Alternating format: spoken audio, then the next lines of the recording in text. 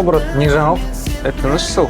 Айтпақшы класстардан кімді көрішін? Алда дананы көргем, қазір звондап хабарласып қояйын мен оған. Жаным еркелешекте, еркелігіңді сақтап қалайын. Болды, келеміз дейді ғой дана. Жақсы болды, Жылы ішінде